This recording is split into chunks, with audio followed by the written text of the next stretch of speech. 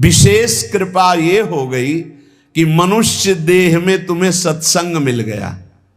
नहीं, कितने लोग हैं इस समय, कितने लोग सत्संग सुन रहे हैं? विचार करके देखो। 135-40 करोड़ जनसंख्या हमारे भारत की ही है। कितने लोग हैं? 1500 लोग होंगे, 2000 होंगे। कितने लोग सुन रहे हैं? कितना अहोभाग्य है।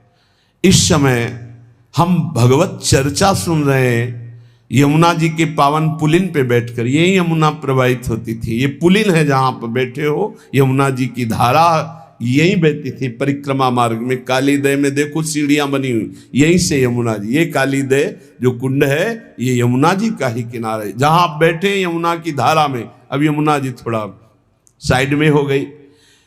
हमें वृंदावन में प्रिया प्रीतम की महान कृपा भरे सत्संग सुनने को मिल रहा है। ये विशेष कृपा। इस पर भी विशेष कृपा कि हमारी बुद्धि भजन करने के लिए, सब कुछ त्यागने के लिए तैयार है। विशिष्ट कृपा। हमारी बुद्धि अब कह रही कि छोड़ो सब कुछ, भजन में लगो, भजन में लगो। इस सुअवसर को हाथ से मत जाने देना, नहीं तो कृपा का अपमान करने वाला केवल पछताता ही पछताता है। ये अहेतुकी कृपा हो गई है। तुम बड़े भाग्यवान हो अगर तुम्हारा मन श्री प्रिया प्रीतम के भजन में लग रहा है, तो तुमसे बड़ा कोई राजा नहीं है। दुखी मत हो। और जिनका भजन में मन नहीं लगा, भोगों में लगे, उनसे बड़ा कोई कंगाल नहीं। चाहे कोई कितना भी बड़ा धनी जमींदार, चाहे जितना बड़ा पदाधिकारी हो, यदि भगवान से विमुख है, धर्म से विमुख है, अधर्माचरण करता है और खूब ऐश्वर्य वैभव, तो उससे बड़ा कोई भिखारी नहीं, क्योंकि हाथ में कुछ नहीं लगेगा पाप के सिवा। आज तुम्हारा वास कमजोर है, तुम्हारे खान पान की व्यवस्था कमजोर है, तुम्हारा कोई साथ नहीं दे रहा है, संपत्ति भी नहीं है, लेकिन तुम प्रिया प्रीतम का नाम जप कर रहे हो, तो कह रहे तुमसे बड़ा कोई राजा नहीं है, तुम बहुत बड़े धनी हो। देख लेना समय पर जब ये फसल अपना रंग दिखाएगी। भजन में तुम्हें कुछ त्याग करने के लिए हम नहीं कह रहे हैं। तुम जो काम करते हो धर्म पूर्वक करो, जो काम करते हो प्रभु को समर्पित कर दो, और नाम जप करते रहो। शरीर को सेवा का साधन बना दो, मन को सुमिरन में लगा दो। आप देख लेना, अगर अहंकार नहीं करोगे तो तुम्हारा बेड़ा पार हो जाएगा। शरीर को सेवा में लगा दो, जो कर्म करते हो धर्म पूर्वक करो, उनको प्रभु को समर्पित कर दो और नाम जप करो। और अहंकार नहीं करोगे तो बहुत जल्दी तुम ज्ञान को प्राप्त हो जाओगे। तुम्हारे हृदय में ज्ञान प्रकाश हो जाएगा, तो अहंकार नष्ट हो जाएगा। अहंकार नष्ट होते ही भगवत तत्व का बोध हो जाता है। देखो, तुम्हें कहीं भागने की जरूरत नहीं है। मन की दिशा जो भोगों की तरफ है, उसे मोड़ करके प्रभु की तरफ लगानी है। तुम्हें जो ही प्रभु की तरफ अपने मन को, अपने मुख को मोड़ा, तो बिना साधन किए करोड़ों जन्मों के पाप नष्ट हो जाते हैं। सन्मुख हो ही जीव मोहि जब ही, जन्म कोटि अघ नाशो तब ही। जे ही जीव भगवान के सन्मुख हुआ, मन को मोड़कर प्रभु की तरफ किया, राधा राधा, करोड़ों जन्मों के पाप नष्ट होने लगते हैं। जिनका भोगों की ओर मन है, चिंता, शोक, भय, दुख, जन्म मृत्यु ये नहीं हटेगा। चाहे जितना रुपया जमा कर लो, चाहे जितना भोग लो, चिंता, शोक, भय, मृत्यु ये तुम्हें सताते रहेंगे। नरक के निंदनीय गर्त में तुम्हें गिरना पड़ेगा, महान दुख भोगना पड़ेगा। इसलिए तुम पर भगवान की कृपा हो गई है। मनुष्य शरीर, सत्संग, भजन की महिमा अब आप अपने ऊपर कृपा कर लो कि भजन में मन को लगाओ। विश्वास करो, अपने को जो भजन में लगाता है मानो पग पग पर अपनी सुरक्षा कर रहा है, पग पग पर अपने को सुख की तरफ ले जा रहा है। और जो अपने मन इंद्रियों को भोगों में लगा रहा है तो पग पग पर अपने को फंसा रहा है, वो दुख भोगने की तरफ जा रहा है। देखो, भगवत कृपा बरस रही है, सब तरफ से कृपा बरस रही है, तुम्हारे ऊपर अपार कृपा हो गई है। बस तुम इस कृपा का परिचय करो और इस कृपा के परिचय को प्राप्त करके डूब जाओ। हमारे ऊपर अपार कृपा श्री जी की। भगवत प्राप्ति के लिए ये बहुत अनिवार्य है कि इस कृपा का आदर करो। जो जो आपके ऊपर कृपा हुई उसको वर्ण करो। कितनी कृपा! ये देखो, वृंदावन में बैठ करके भगवत चर्चा, कथन, श्रवण, नाम कीर्तन, पद गायन, संत दर्शन, भगवत दर्शन, कितना सौभाग्य। जगत को सुधारने वाली बात भी अपने मन में मत लाओ। तुम ठेकेदार नहीं हो जगत के, पहले तुम सुधरो तब बात समझ में आएगी। तुम्हारा सुधार हुआ कि जगत को सुधारना नहीं, ये सब भगवत स्वरूप है। पहले तुम सुधरो। और प्रायः ये होता है कि हम जगत सुधारने की बात, जहां थोड़ा परमार्थ बना तो हम दूसरों को सुधारने की बात सोचने लगते हैं। पहले तत्व तक पहुंचो, पहले बोध प्राप्त करो, नहीं तो बीच में अगर पूरे सच्चे खिलाड़ी नहीं हो तो माया के पार्षद टांग मार के अपने पक्ष में गिरा लेंगे और तुम अपने पक्ष में पहुंच नहीं पाओगे। इस जगत को प्रभु स्वरूप समझो और अपने आप को प्रभु के चरणों में न्यौछावर करके चुपचाप दीन बन के अपने को छुपाते हुए दीन बंधु के सुमिरन में खो जाओ। जो थोड़ी भक्ति करके लोगों में परिचय बनाना शुरू कर देते हैं कि मैं भगत हूं, मैं अमुक अनुष्ठान कर रहा हूं, मैं अमुक अमुक साधना कर रहा हूं, बिकने लगते हैं। याद रखो, वो प्रभु की प्राप्ति के पथ से बहुत ही भटक जाते हैं। प्रभु के प्रेम रंग को प्राप्त करने के लिए जब तक भगवत प्राप्ति ना हो जाए तब तक परिचय को छुपा के रखना चाहिए। अपना परिचय कोई न जान पावे कि मैं कौन हूं, क्या हूं, कैसा हूं। जितना तुम परिचय छुपाओगे अपना, उतना परिचय प्रभु अपना प्रकाशित कर देंगे आपके सामने। और जितना आप अपना परिचय बढ़ाओगे उतने प्रभु अपना परिचय छुपाते चले जाएंगे। सिद्धांत को समझ लो। जितना आपका परिचय छुपेगा उतना ही आप अपना परिचय प्रकाशित कर देंगे, और जितना आप अपना परिचय प्रकाशित करेंगे उतना ही आप अपना परिचय छुपा लेंगे। प्रभु याद रखो, तुम्हारे ऊपर कृपा निरंतर बरस रही है। कृपा चारों तरफ से घेरे हुए है।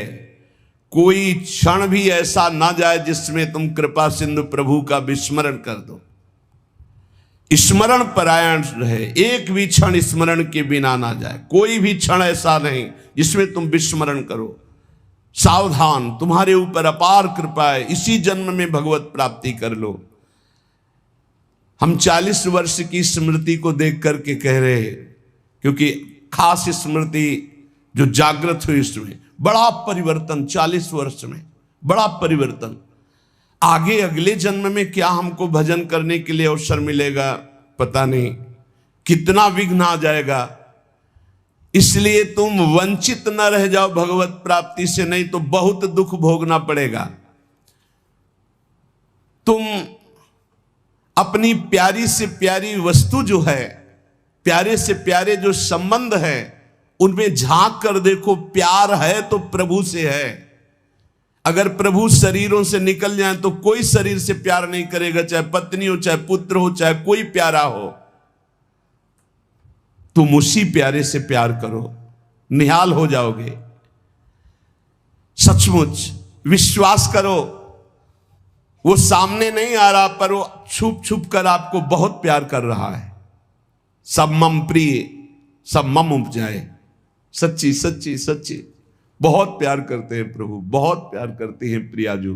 अपने लोगों को अहेतुकी कृपा। हमारा प्यार देखो क्या है, ईमानदारी से देखो, 100 में 1% प्यार नहीं प्रिया प्रीतम के प्रति, और उनका 100 का 100% हमारे प्रति प्यार है। देख लो कहां हम कौन हैं, कैसे हैं, आज भी कैसे हैं, और उनकी कृपा कहां बैठा ले, क्या कर रही कृपा उनकी, कितना अमोघ। हम कर रहे हैं तो बुरा ही कर रहे हैं, और वो कर रहे हैं तो कृपा ही कृपा कर रहे हैं। हम सो ना बिगाड़न को, तो सो ना समारन को, तो ही मोई परी होड़। जब ये बात हम देखते हैं तो रोना आता है, कहां उनकी अपार कृपा और कहां हमारी नीचता। वो अज्ञात रूप से आपको बहुत प्यार करते हुए हर समय आपको दुलार कर रहे हैं। वो तुम्हें कभी एक क्षण के लिए भी नहीं छोड़ते। तुम केवल निरंतर स्मरण करो तो तुम्हें दिखाई देगा कि उनका परम अभय कर कमल तुम्हारे सर पर रखा हुआ है। अब किसके आशीर्वाद की मांगने की जरूरत है? तो आप पूछेंगे कि यदि इतनी बात आप कह रहे हैं कि हमारे को चारों तरफ से भगवान की कृपा घेरे हुए है, हमारे ऊपर भगवान का अभय वरद हस्त है, तो फिर मैं जल क्यों रहा हूं, मेरे अंदर जलन क्यों है, हृदय क्यों नहीं शीतल हो जाता? दिन रात हृदय में शोक है, विषाद है, चिंता है, आग की तरह जल रहा, चैन नहीं मिल रही है। ये क्या कृपा है आपकी? ये क्या आपका अभय वरद हस्त है? आप कह रहे हो सब पर कृपा है, तो मेरा तो हृदय जलता रहता है, मेरा तो हृदय विषाद चिंता शोक से युक्त रहता है। उत्तर यह है, ना आग है ना जलन है, तुम समझ नहीं पा रहे हो। तुम्हारी उल्टी सोच की जलन है, तुम्हारी उल्टी समझ के कारण ये जलन है। अगर समझ जाओगे तो निहाल हो जाओगे। तुम्हारी उल्टी चाल है, दुख की तरफ चल रहे हो, असत का चिंतन कर रहे हो, जो जलन है उसका चिंतन कर रहे हो, उसमें फंसे हो, इसलिए जल रहे हो। क्या होगा? इतनी संपत्ति से क्या होगा? इतना हो जाए तो आज तक कोई ऐसा मिला हो कि हाथ उठा के भगवान से कह दिया हो कि बस अब मत देना, संपत्ति हमारे लिए पर्याप्त है? कभी नहीं। 100 तो हजार, हजार तो लाख, लाख तो 10 लाख, 10 लाख तो करोड़, करोड़ से अरब, अरब से खरब। कितना मर जाओगे, एक चवन्नी तुम्हारे हाथ नहीं जाएगी, 25 पैसे हाथ नहीं जाएंगे। बस ये सोच तुम्हें नरक ले जाएगी, तुम्हारी दुर्गति कर देगी। यही तुम्हारे जलन का कारण है। जलन का कारण भगवान नहीं है, जलन का कारण और कोई व्यक्ति नहीं है। जलन का कारण आपकी सोच है, आपका चिंतन है, आपका भाव है। इसी भाव को, जो मलिन भाव है, भगवत भाव में लगा दो, अभी आनंद में डूब जाओगे। आपका चिंतन। 2 ब्राह्मण बैठे हुए थे पास, एक भगत आया, उसने कहा आज हमें 2 ब्राह्मण भोजन कराने हैं, आप चलेंगे? बोले हाँ हाँ। गए, अच्छे से भोजन पाया, बाहर निकले, 11 रुपया दे के पैर छुआ। तीसरा ब्राह्मण दूर खड़ा देख रहा था, तो एक ब्राह्मण मुस्कुरा रहा था जो प्रसाद पाके आया था, और दूसरा जल रहा था। तीसरे ब्राह्मण ने पूछा कि आप मुस्कुरा क्यों रहे? तुम कहा यार आज तो भोजन की भी व्यवस्था नहीं थी, भगवान ने कितनी कृपा की, भोजन भी मिला, 11 रुपया दक्षिणा मिली। दूसरे का आपका चेहरा उदास है, आप जलन से युक्त क्यों है? ले यार हमने सोचा था 51 रुपया देगा, 11 दिया, तो 40 का तो घाटा हो गया ना, इसलिए चल रहा हूं। अब उसमें बोलो भगवान की क्या कमी है? भगवान ने दोनों को भोजन दिया, 11 दक्षिणा दी, उसका भाव उसको जला रहा है, उसका चिंतन उसको जला। एक खुश है कि भोजन भी मिला, 11 रुपया मिले, एक नाराज है, जल रहा है कि 51 तो देता, 40 का घाटा हो गया, हृदय में जल रहा है।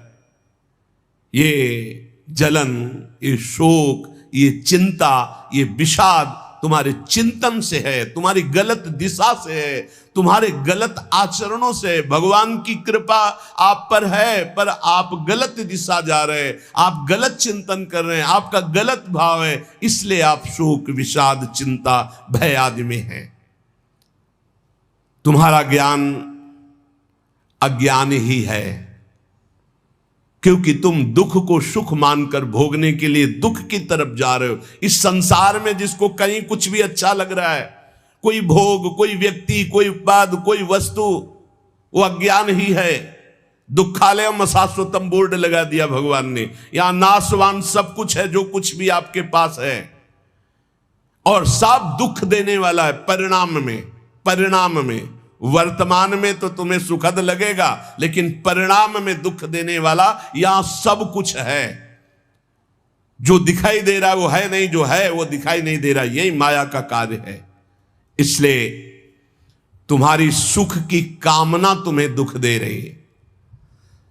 तुम्हारे हृदय में जो ये भाव बैठ गया है कि हम रुपया से, पद से, भोगों से, नाना प्रकार की सामग्री अगर हम मन चाही मिल जाए तो मैं सुखी हो जाऊं, कभी सुखी नहीं होगे।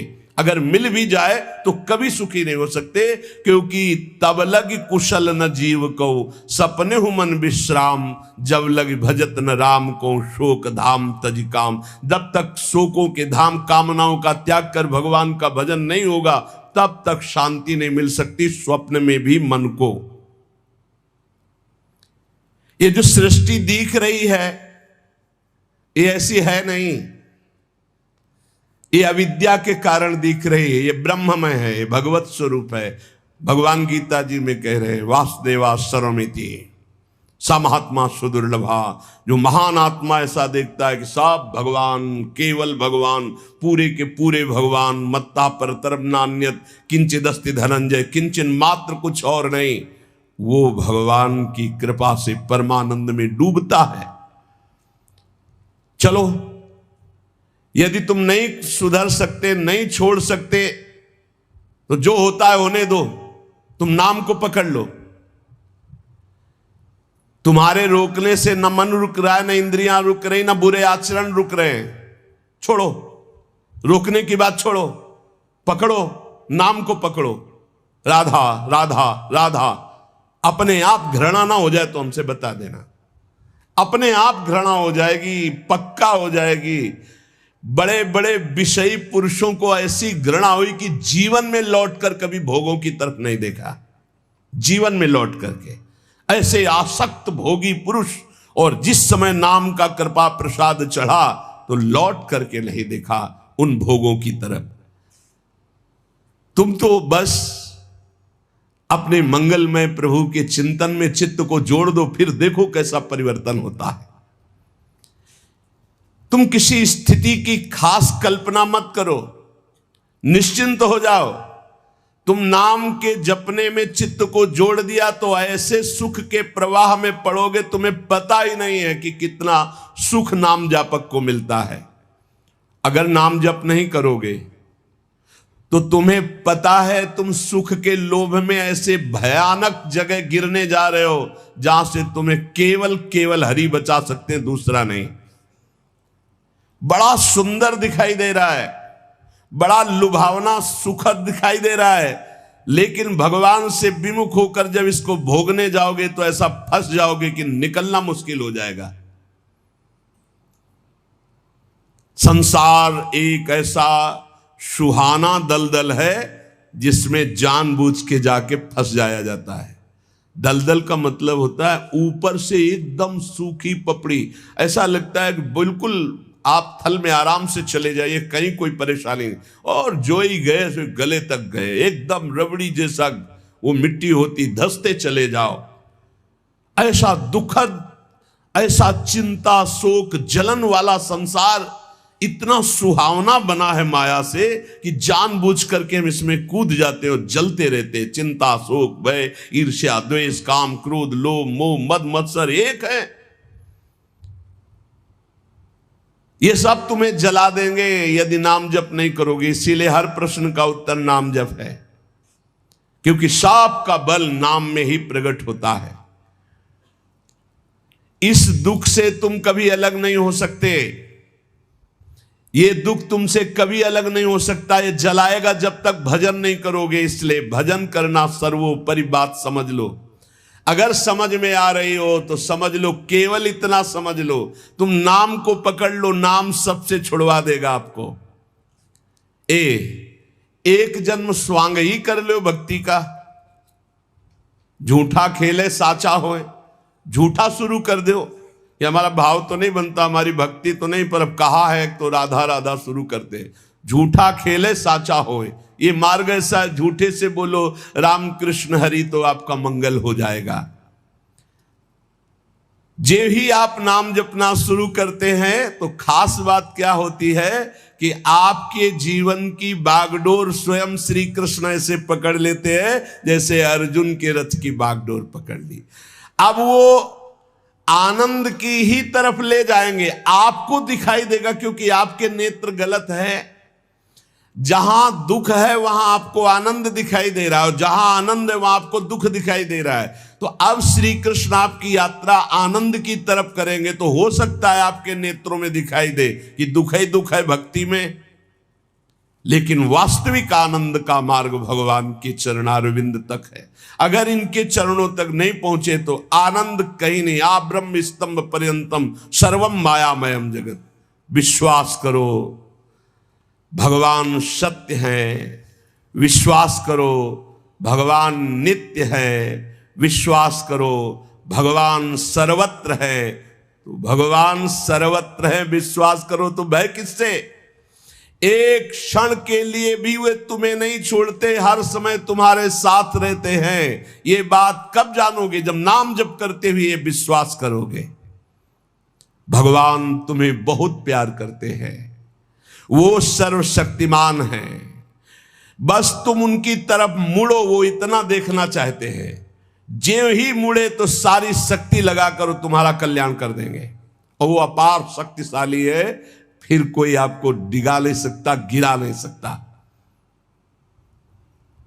हम पुकारते नहीं हैं उनको। एक बालक विद्यालय की तरफ जा रहा था तो छोटा सकरा मार्ग था, तो एक पहाड़ के टुकड़ा करके गिरा, तो वो निकलने के लिए पूरी ताकत लगा के उठाया, फिर भी नहीं उठा। फिर और ताकत लगाया, नहीं उठा। फिर पूरी ताकत लगाया, नहीं उठा और निराश होकर बैठ गया। उसका पिता देख रहा था, तेरी अभी पूरी ताकत नहीं लगी, तू मेरा बच्चा है, तेरी पूरी ताकत तो मैं हूं, मुझे पुकार। और आया और उठाकर बाहर फेंक दिया। बस हम में यही कमी है, हम बार बार माया से परास्त होकर हार कर बैठ जाते हैं, लेकिन अपने पिता को नहीं पुकारते। हमारे पिता सम्मम प्री सम्मम उपजाए प्रभु हैं, हमारा पूरा बल प्रभु हैं। अगर हम अपने प्रभु को पुकारें आर्त भाव से तो कोई भी माया का ऐसा रोड़ा नहीं है जो हमारे मार्ग में बाधा पहुंचा सके। विश्वास करो भगवान सत्य संकल्प है। विश्वास करो जब तुम उनसे मिलने का संकल्प करोगे तो तुम्हें कृतार्थ कर देंगे, पर हृदय से तुम मिलना चाहो। तुम उन्हें चाहोगे तो तुम्हारी क्षुद्रता, तुम्हारे पाप, तुम्हारे ताप, तुम्हारी कलुषित जड़ मति मन, ये सब निर्मल हो जाएंगे। यदि तुम उन्हें चाहोगे तो तुम्हारी दरिद्रता नष्ट हो जाएगी। तुम विशाल हृदय वाले परम पवित्र दिव्य चिन्मय मन से उन चिदानंद प्रभु का अनुभव करोगे। अतः तुम केवल उनकी चाह करने के लिए नाम जप करो, तभी ये चाह पैदा होगी, तभी ये चाह टिकेगी। तुम कृतकृत्य हो जाओगे, महान बन जाओगे। ये भिखारीपना छोड़ो कि तुम्हें कोई और सुख दे सकता है, नहीं। ये अनित्य नाशवान संसार में नाशवान भोगों में लगे हुए तुम्हारी मांग पूरी नहीं कर सकते। तुम्हारी मांग अविनाशी परमात्मा से पूर्ण होगी। अनेक जन्म व्यतीत हो गए, अभी तक परमात्मा से नहीं मांगा। बोले नहीं, हम तो कई बार मंदिर में मांग आए हैं। नहीं, ये मांग नहीं सुनी जाती, ये मांग नहीं सुनी जाती। हम तुम्हें बता रहे हैं मांग कहां से होती है। जब नाम जप करते हुए आर्त भाव से प्रभु से कहोगे, प्रभु मुझे पता नहीं क्या सत्य है क्या असत्य है, मेरा मन नाना प्रकार के भोगों को मांगता है, बस ये जीवन आपको समर्पित है, जिसमें हमारा मंगल हो आपका। अब ये मांग सुनी जाएगी। अब इस मांग में विधान बनेगा और आपका एक मार्ग खुलेगा भगवत शरणागति का, और आप दौड़ पड़ेंगे परमानंद के मार्ग में। ये भोगों की मांग मांगने वाले भगवान ज्यादा नहीं देखते। या तो उतना अनुष्ठान करो तो बात सुन लेंगे, नहीं देखते। ये सब मायाकृत भोगों की मांग तो कर्मानुसार शुभ कर्म के फल स्वरूप मिलेगी। ये बाजार है, ऐसे फ्री मिलने वाली नहीं। करोड़पति बनने के लिए तुम्हें साधना करनी पड़ेगी, तुम्हें अशुभों का नाश करके पुण्य एकत्रित करना पड़ेगा। और भगवान की प्राप्ति के लिए अगर आर्त भाव से भगवान को पुकारो, नाम जप करो, सब मंगल हो जाएगा। और भगवान मिल गए तो ये माया रचित संसार तो उनके एक संकल्प से प्रकट हुआ है। पक्का समझ लो, श्रद्धा करो या ना करो, हमारी बात को खुल के समझ लो। आप समझते हो मंदिर में जाए मांगे बात पूरी हो जाएगी, नहीं होगी, लिख लो। ऐसे खिलवाड़ नहीं है कि हो जाएगी। पत्नी की प्राप्ति करनी थी तो करदम जी ने 10,000 वर्ष तपस्या की, तब पत्नी प्राप्त हुई। आप देखो ना, कोई भी उपाय। जब पुत्र नहीं हो रहा था दशरथ जी के, तो वशिष्ठ जी के यहां जाकर के प्रार्थना की, महाराज पूरी अयोध्या सुनी सुनी लग रही, बिना संतान के आगे चक्रवर्ती सम्राट पर बैठने वाला कोई अधिकारी नहीं दिखाई दे रहा।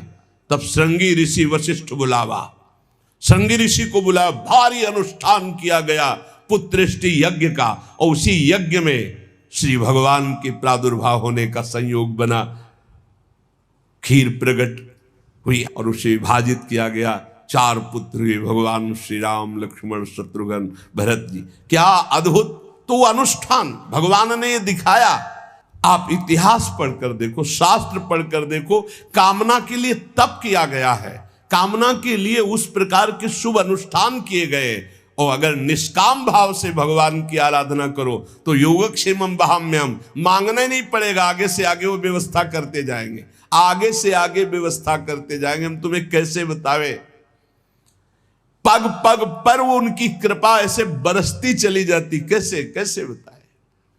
जहां ऐसा कैसे होगा, ये हमारे सामने प्रश्न आया कि उसका उत्तर उसके पास पहुंच जाता है। हो गया, ये हो गया। प्रश्न हुआ कैसे होगा, और वो हो गया। अरे कर तुम अन्यथा कर तुम, हम प्रभु की शरण में हैं, उनके वचन कभी झूठे हो सकते हैं। वो कहते हैं अनन्यश्चिंत्यन्तो माम ये जना पर्युपासते तेषाम नित्याभियुक्ता नाम योगक्षेमम वहाम्यहम, मैं स्वयं वहन करता हूं, अप्राप्ति की प्राप्ति कराता हूं, क्षेम की रक्षा करता हूं। किनको? जो केवल मेरा चिंतन करते हैं। फिर आपको चिंता की बात नहीं, और आप चिंतन नहीं कर रहे, मनमानी भोगाचरणों में उतरे हुए हैं, और आप चले गए मंदिर के, भगवान हमारी कामना पूर्ति नहीं होगी, पूर्ति हमारी बात मान लो, उसके लिए अनुष्ठान करना पड़ेगा उस कामना के अनुसार। अच्छा, दूसरे लोग होते हैं, जैसे किसी लेबर से कहा जाए तुम्हें 500 रुपया देंगे, शाम तक ये काम हो जाना चाहिए, बोले जी साहब, ऐसे भगवान से बात करते हैं। प्रलोभन भगवान को दे रहे हो, घूस दे रहे हो, तुम्हें 56 भोग लगा देंगे, तुम हमारा एक काम कर दो, ऐसे होता है? नहीं। जब कोई बात कहनी है तो हृदय से, आर्त भाव से, नाथ मैं आपका हूं। अपने पिता को कोई घूस देता है, मां 100 रुपया देंगे बाल भोग बना दे, कभी ऐसा कहा है आपने पिता से? कभी लाओ 500 रुपया, हमें जरूरत है, अरे नहीं देंगे, रोज मांगता है, अरे देना पड़ेगा, बाप के सिवा हमारा कोई है नहीं, तो हमको चाहिए, अब आप दो, पापा आपको देना पड़ेगा। ऐसे या तो संबंध से मांगो, भगवान से संबंध है, संसार में भगवान से संबंध नहीं है, तो भगवान नौकर नहीं तुम्हारे, भगवान भगवान है।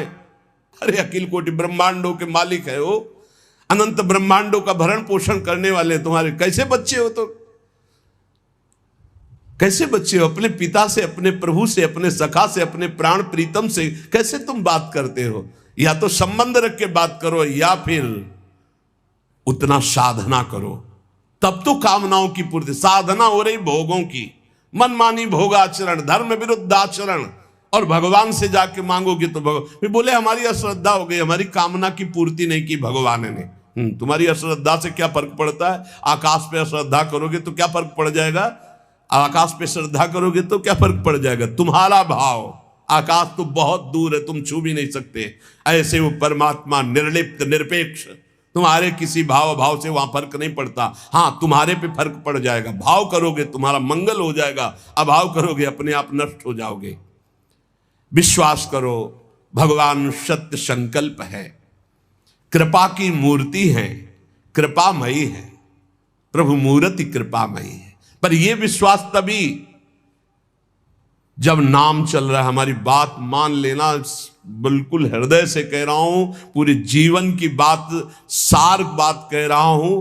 पायो नाम चारु चिंतामणि, उर करते न खसई हो अब लो नसानी, अब ना नसई हो। ओहो, अब मिल गया है चिंतामणि। चिंता माने चिंतित पदार्थों को प्रदान करने वाली चिंतामणि। क्या बोले? नाम, नाम रूपी सुंदर चिंतामणि मिल गई, अब छोड़ूंगा नहीं। राधा राधा राधा राधा, हृदय रूपी हाथ से अब इस चिंतामणि को नहीं जाने दूंगा, अर्थात हृदय से निरंतर नाम जप करूंगा। तब तुम्हारे हृदय में ये भाव आ जाएगा, प्रभु मूर्ति कृपामयी है, करुणामयी। स्वामिनी जी, लाल जी की कृपा में आप डूबने लगोगे। विश्वास करो, तुम्हें जो दुख मिल रहा है, जो संकट मिल रहा है, जो पीड़ा मिल रही, जो यातना मिल रही, इसमें भी कृपा है प्रभु की।